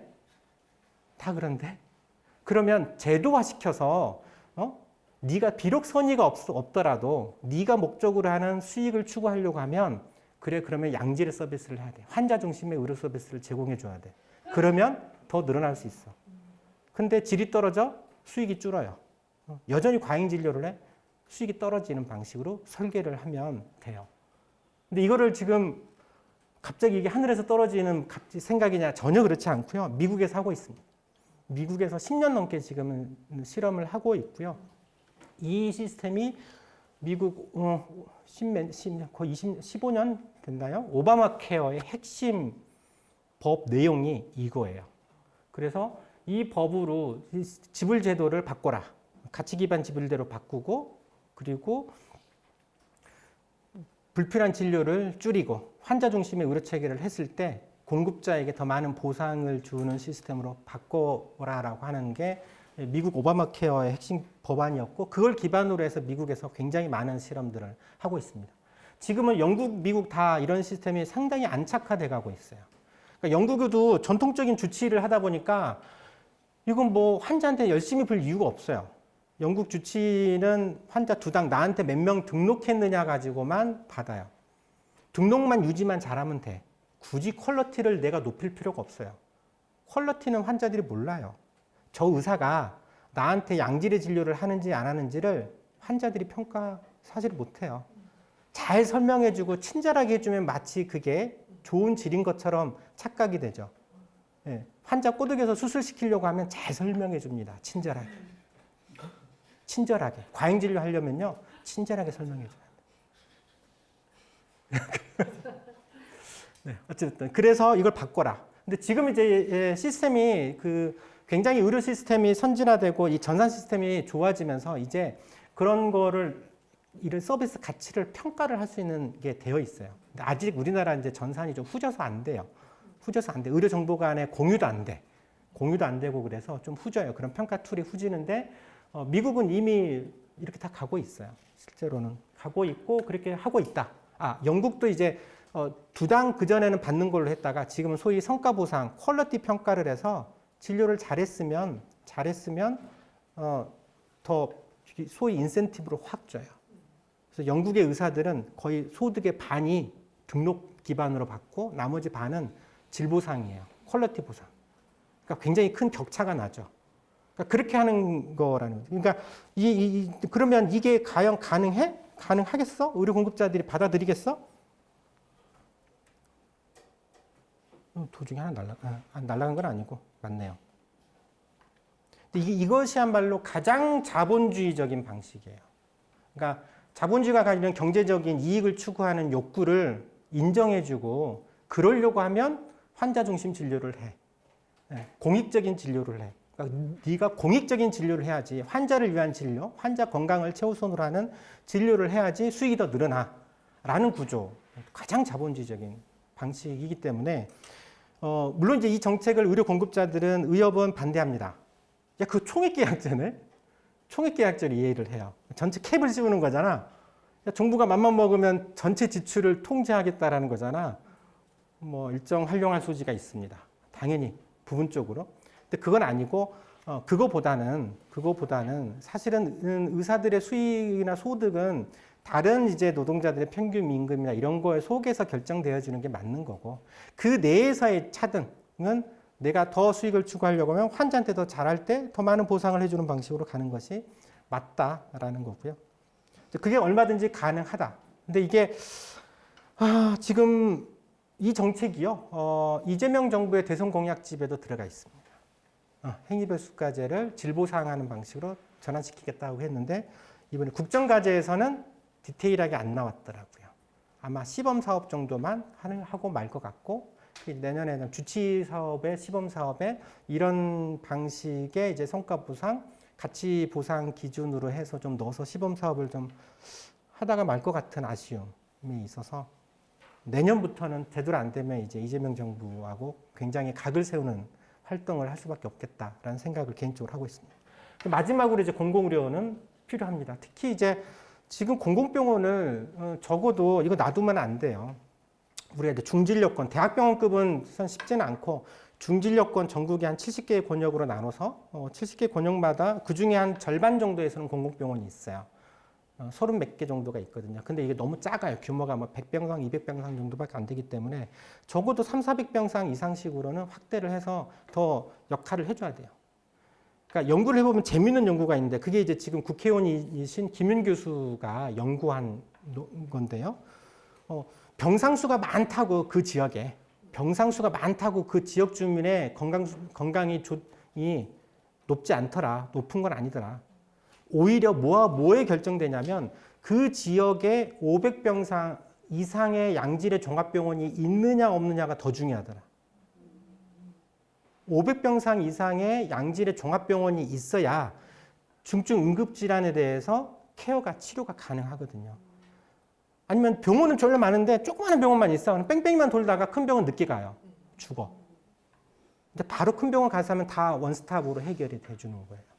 그래서 실질적으로는 전체 병상수가 많은 게 중요한 건 아니고 이거는 비율을 조정하는 거고 제대로 된 퀄리티 있는 큰 병원이 그 지역마다 있는 것이 되게 중요한 거예요. 그런 부분에 대해서 이제 진료권마다 그래서 전국에 한 70개 정도로 나눠서 여기에 이제 큰 병원이 없으면 세우고 지금 있는 병원은 더 중축하고 그럴 필요가 있다. 또 하나는 그 공공의원 확충이 좀 필요하다라고 생각을 합니다. 공공의원은 이제 제가 있는데도 일종의 공공의원일 수 있고요. 아까 서울 지자체에서 돌봄을 하는 데 있어서 여러 가지 뭐 의료랑 뭐 연계해 가지고 하는 뭐 성동구가 강동구가는 저기 있죠. 재활의원이 있어요. 재활의원도 공공의원인데 위탁 줬죠, 민간에. 위탁보다는 위탁을 줄 수도 있다고 생각을 하는데 국가가 좀 지역마다 적어도 1개 이상의 지금 재택의료센터 얘기도 나오지만 1개 이상의 이제 공공의원들을 좀 설립을 했으면 좋겠어요. 거기서 재택의료도 하고 여러 가지 이제 지역 톨범도 적극적으로 연계해서 이제 지원하고 이런 방식으로 하는 이런 공익적 목적으로 좀 공공의원을 좀 하는 게 좀 필요하다라고 생각을 하고 일부 이제 의원들이 방문 진료하지만 이게 전국적으로 모든 의료기관들이 확대되는 거는 어렵습니다. 지금 공공의원들도 그 재택의료를 하고 있는 의사들은 굉장히 일부입니다. 그러니까 그런 거에 대해 적극적으로 공감하고 그래도 선의를 가지고 환자 진료를 하시는 분들이에요. 대부분의 의사는 그렇게 안 합니다. 이거 모두 확대되질 않습니다. 그러니까 공공에서 그러려고 하면 공공의원을 설립을 하고 그런 의사들이 와서 고용을 해서 서비스를 제공해 주게끔 하는 방식으로 가는 게 맞지 민간에서는 저는 쉽지 않을 거라고 생각을 합니다. 그래서 이제 큰 틀에서의 공공의료는 이제 공공병원을 지역 거점병원마다 설립하는 것, 공공의원을 설립해서 확대를 시키면서 전체 이제 민간 의료기관들의 어떤 부분들 좀 견제도 좀 하고 또 좀 모델들도 만들고 그런 방식으로 이제 공공의료를 확대가 좀 필요하지 않을까. 그리고 기존의 민간 의료기관의 공공성은 지불제도 개선을 통해서 가치 기반을 통해서 돈 벌려고 하면 공익적으로 운영을 해라. 그래야 돈을 번다. 방식으로 좀 개혁하는 것이 좀 맞지 않을까 싶습니다. 지금은 이제 저는 이런 고민들로 좀 가지고 있고요. 마지막으로만 좀 말씀드리면 그래서 가치 기반 지불제도는 지금은 이게 추진이 하려고 하면 저는 오바마 방식을 해야 되는 게 맞을 것 같아요. 공급체계 개혁을 하는 거는 의사들이 좀 반대를 하고 있지만 충분히 설득은 가능합니다. 자기한테도 유리한 게 분명히 있기 때문에 설득은 가능한데 이걸 추진하려고 하면 정부가 정책으로 해서는 안 된다고 봐요. 오바마 케어 같은 방식이 필요할 것 같아요. 오바마 케어는 법으로 만들었습니다. 법으로 이걸 해라. 이행기간을 두고 이걸 하라라고 강제한 법이 되어 있거든요. 그리고 그거를 관리 감독을 위해서도 의회에서 계속 모니터링을 하고 그래요. 주도권이 의회가 가지고 있어요. 근데 지금은 의회가 전혀 가지고 있지 못해요. 의회가 주도권을 가지고 오려고 하면 이런 법들을 하게끔 하는 법을 만들어서 거기에 이제 뭐 여러 이해단체들 들어오게 해서 위원회도 만들고 강제하게 하면서 결국 이제 국민의 대표인 국회에서 이거를 관리 감독을 하게끔 하는 방식으로 가야지 된다라고 봅니다. 정부에다 그냥 맡겨놓으면 안 할 겁니다. 말만 하겠다고 해놓고 시범사업 좀 깔짝깔짝 하다가 말 것 같아요. 이상입니다. 제가 오늘 준비한 건 여기까지.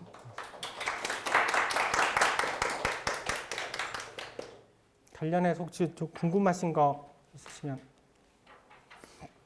네. 오바마 케어에서 얘기했다는 네. 가치 기반이 네. 여전히 잘 와닿지 않거든요. 네. 예시를 하나 들어서 설명을 해주시면. 그런 겁니다. 이제 가장 심플한 거는 성과 보상입니다. 일단 가장 심플한 건 지금 우리나라에서도 일부 하고 있어요.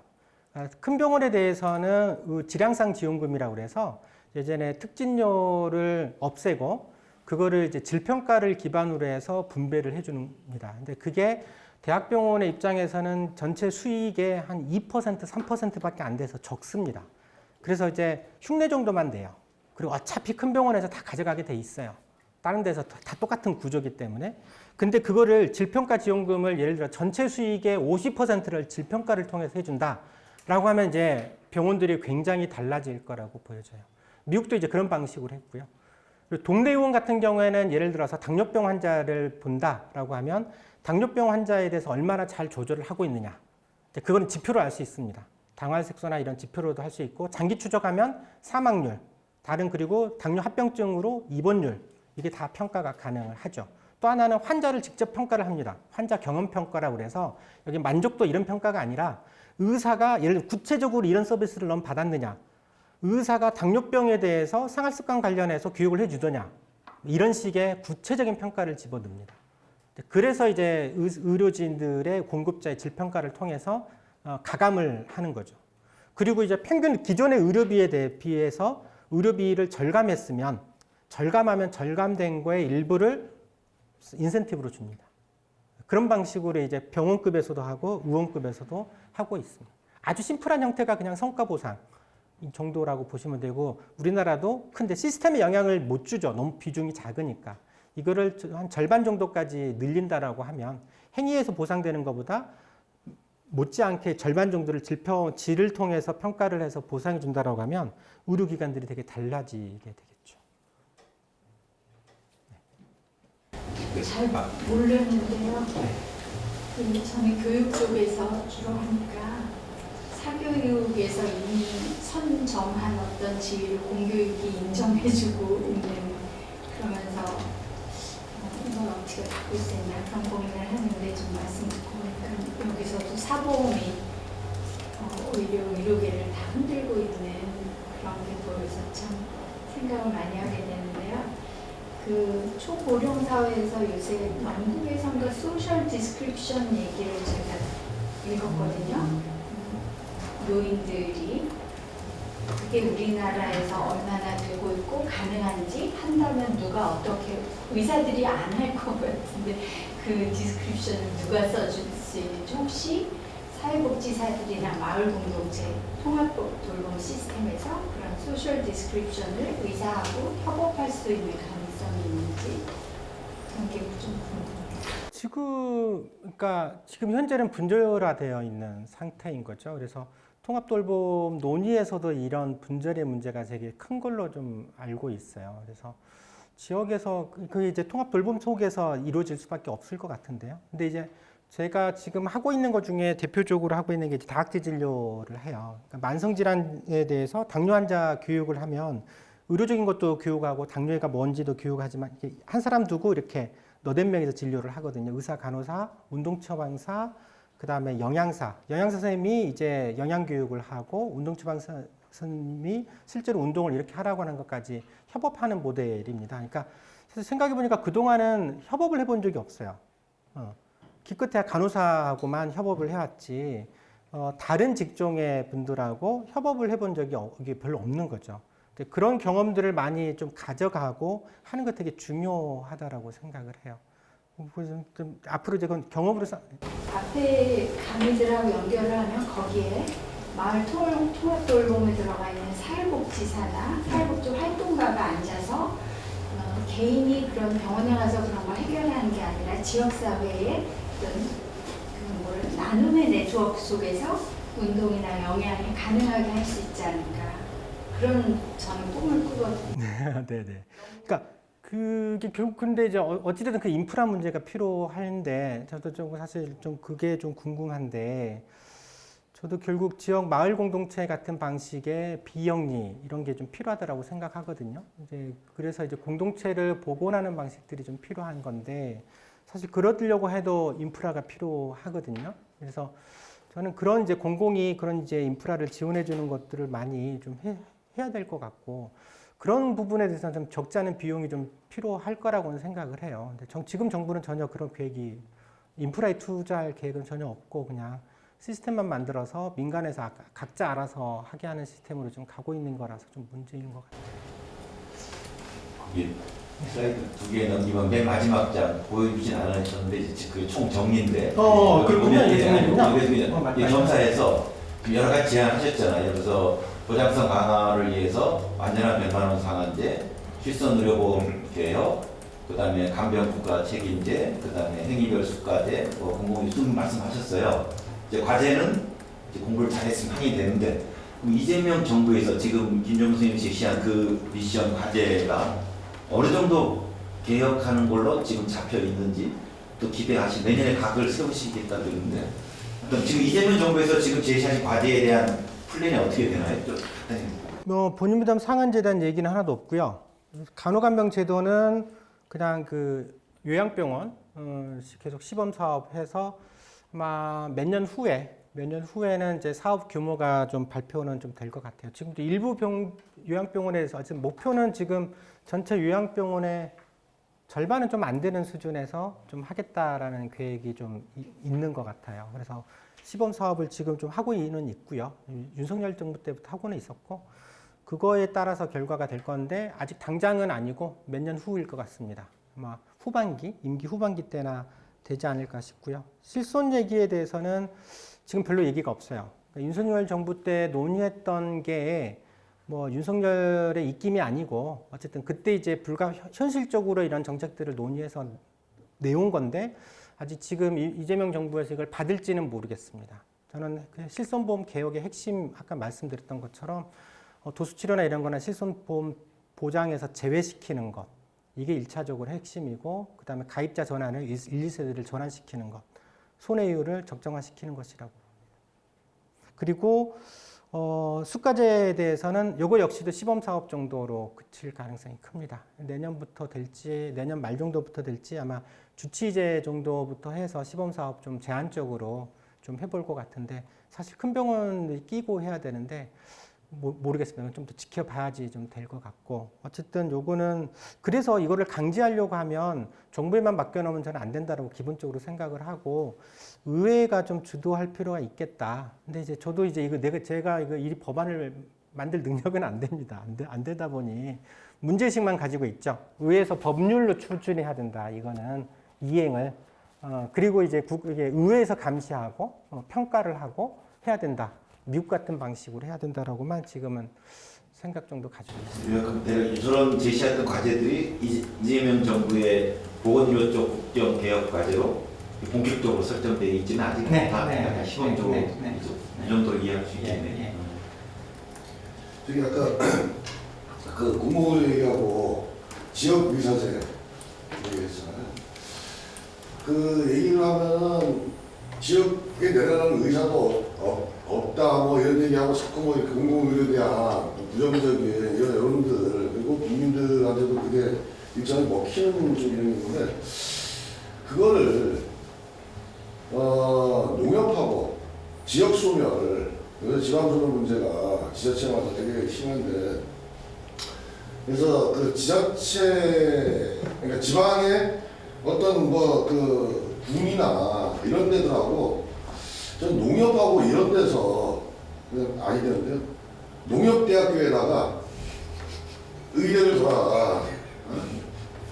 그렇게 하고 이 운동을 그 지자체 그런 데들하고 그 이 농협하고 농협에 또 노조도 있지 않습니까? 노조도 있고 하니까 좀 그 화두를 확 던져서 그리고 여기에서 의대를 졸업하는 근데 거기서는 이제 장학금 혜택도 제대로 있어야 된다고 생각하고 그래서 뭐 10년이든 20년이든 해당 지역에 내려가가지고 의사하고 대신 연봉은 뭐 어느 때 보장해 준다라고 하는 이런 식으로 뭔가 구체적인 주체가 있어야 되는 거 아니냐 이거를 하려고 그러면은 그 의사 일각에서 뭐 찬성한다 반대한다 이렇게 해가지고가 아니라 뭔가 운동체로서 이런 지방소멸 문제와 이 농협이라고 하는 이게 지금 막강한 힘을 갖고 있는 데인데 물론 그 정부가 치고 누르면 깨갱하겠지만 노조를 앞세워가지고 우리 농협대에다가 의대를 주자 뭐 이런 식의 아이디어가 생각이 났어요. 네. 아이디어는 좋은데요. 현실화되기 어렵습니다.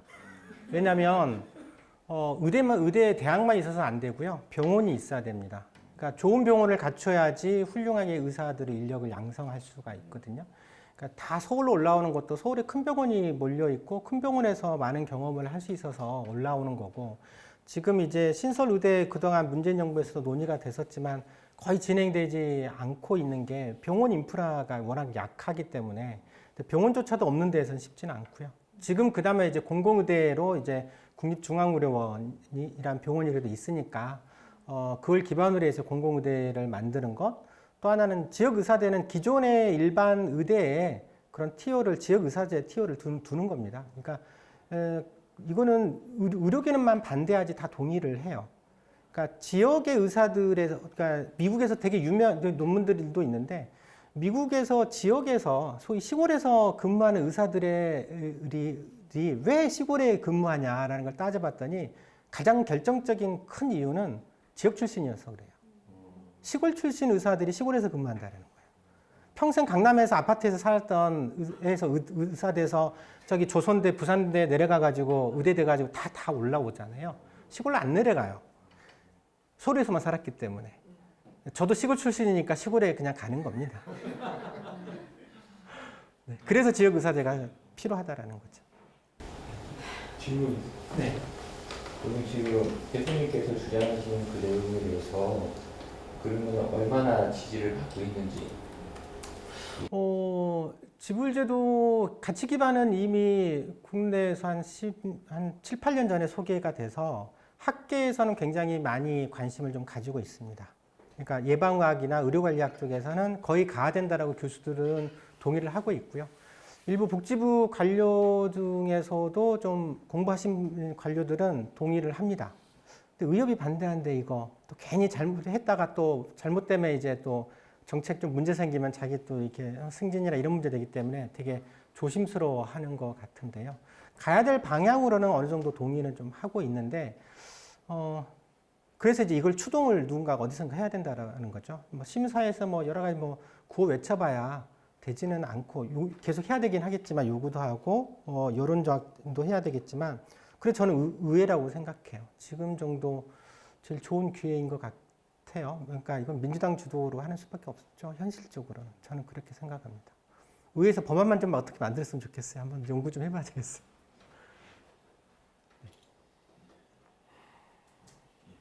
그럼 네 이걸로 마치고 네 다음 강의로 조금 더 지연됐네요. 네 이상입니다.